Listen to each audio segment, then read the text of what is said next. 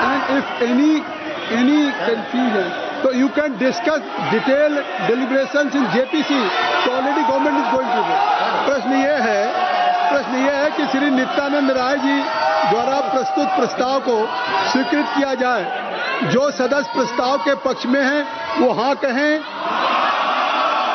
जो सदस्य प्रस्ताव के विपक्ष में वो ना कहें। मेरे विचार में निर्णय हाँ वालों के पक्ष में हुआ है, हाँ वालों के पक्ष में हुआ है, प्रस्ताव स्वीकृत हुआ।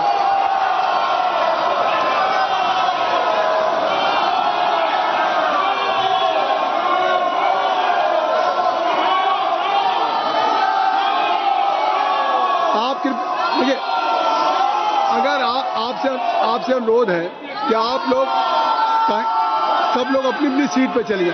मैंने सभी को उस बिल पे जिस समय कर रहे थे मैंने सबको मौका दिया। केसी वेणुगोपाल जी को दिया, अखिलेश यादव जी को दिया, टीआर बालू साहब को दिया, किरण रिजिजू जी को दिया। तो कृपया अब सदन चलने दें, सदन को सुचारू रूप से आप चलने दें। नहीं, मैं चाहता हूं कि सदन चले।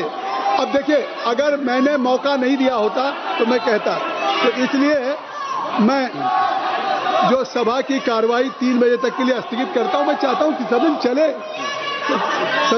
सभा की कार्रवाई 3 बजे तक। लोकसभा की कार्रवाई 3 बजे तक के लिए स्थगित कर दी गई है। एफसीआरए बिल को जेपीसी में भेजने का प्रस्ताव सरकार ने रखा, इसके बाद हंगामा शुरू हो गया। एमओएस होम नित्यानंद राय जी ने ये प्रस्ताव रखा और उसके बाद हंगामा हुआ और तमाम आपत्तियां दर्ज कराई कांग्रेस की तरफ से, समाजवादी पार्टी की तरफ से। मनोरंजन भारती हमारे साथ बने हुए हैं। एफसीआरए बिल पर विपक्ष बटा हुआ है मनोरंजन, ये हम सबको जानकारी थी और इसीलिए जेपीसी का एक रास्ता चुना सरकार ने। लेकिन जिस तरह से ये हंगामा हुआ है, आप इसको एंटी माइनॉरिटी बिल कह रहे हैं अखिलेश यादव, तो ये तमाम आपत्तियों पर सरकार ने अभी तक क्या रुख अपनाया हुआ था? देखिए, सरकार जो है इस पे एक आम राय बनाने की कोशिश की सरकार ने। देखिए, सरकार के भी कुछ कंसर्न थे। आपको याद होगा, मिजोरम के मुख्यमंत्री आए, केंद्रीय गृह मंत्री से मिले और उसके बाद उन्होंने ही सबसे पहले कहा था कि ये बिल जो है वो जो है कि लोकसभा में आएगा। और आज की तिथि की बात भी उन्होंने कहा था कि 12 अगस्त को ये बिल लाया जाएगा। तो इसका मतलब है कि जब 13 तक ही हाउस है, 12 तारीख को ये बिल लाया जा रहा, तो ये बिल उसी समय हमें पता चल गया था कि ये जेपीसी को जाएगा, ज्वाइंट पार्लियामेंट्री कमेटी बनाई जाएगी।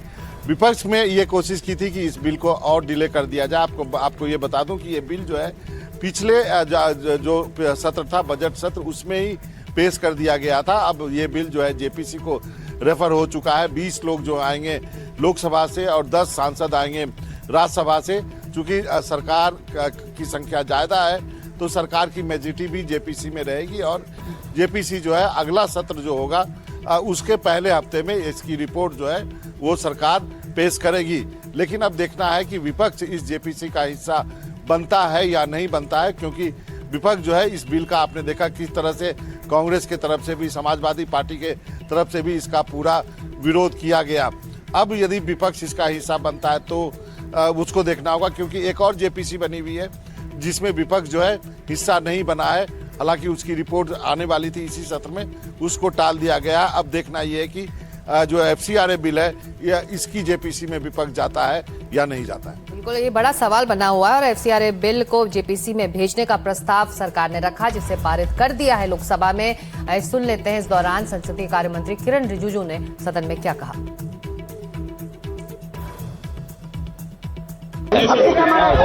सभापति जी बहुत लड़ने के बाद मुझे मौका मिल रहा है बोलने के लिए। तो समय आपको मुझे तो लग रहा था कि 3 बजे तो बहस शुरू हो जाएगी। नहीं, मैंने समय दिया। 3 बजे तो बाद 2 बजे भी कोई नहीं दिखाई दे रहा है यहाँ पर। धन्यवाद दीजिए ना कि समय। सभापति महोदय, जो सरकार एफसीआरए ला रही है इसके खिलाफ में हम पूरे विपक्ष के लोग हैं। सभापति महोदय, सभापति महोदय, जो माननीय मंत्री जी कह रहे हैं, नहीं माननीय मंत्री जी कह रहे हैं कि माइनॉरिटी के खिलाफ नहीं है। माननीय मंत्री जी बताएं, आज तक जो बिल लाए हैं बिना माइनॉरिटी के खिलाफ कौन सा बिल लेकर के आए आप? टीआर बालू जी, श्री टीआर बालू जी, श्री टीआर बालू जी, टीआर बालू जी, टीआर बालू जी, Only TR Balu ji. Not suddenly. TR Balu. Sir, you're suddenly bringing the bill before the home. It has to be withdrawn. The bill has to be withdrawn. I think so that's why government has referred to the JPC. किरण रिजिजू जी, अब सुन लीजिए. If मैं जिम्मेदारी का सब कह रहा हूँ. अगर मैं सबको अलाउ कर रहा हूँ, आपको अलाउ किया, TR बालू साहब को, अखिलेश यादव जी को, तो अब फिर किरण रिजिजू जी को सुनिए. मैं जिम्मेदारी के साथ कहता हूँ, अखिलेश जी को मैं चुनौती देता हूँ. इस FCRA बिल का जो प्रावधान लाया है, इसमें एक भी प्रावधान ऐसा है आप दिखाइए जो कोई भी माइनॉरिटी का खिलाफ है. ये सर सरासर झूठ बात फैलाया जा रहा है देश में. किसी माइनॉरिटी को टारगेट करने का सवाल ही नहीं है. आप चाहते कि विदेश का धन बिना कानून के ऐसे ही देश में ला करके मर्जी खर्चा करने का क्या? This country is not a banana republic. There should be rules and regulation as per the spirit of the constitution. There is not a single provision in the proposed FCRA targeting any minority institution. There is a campaign to mislead certain communities. I take full responsibility to ensure that not a single provision is against any minority community. This is for the well-being of the security of every community of India.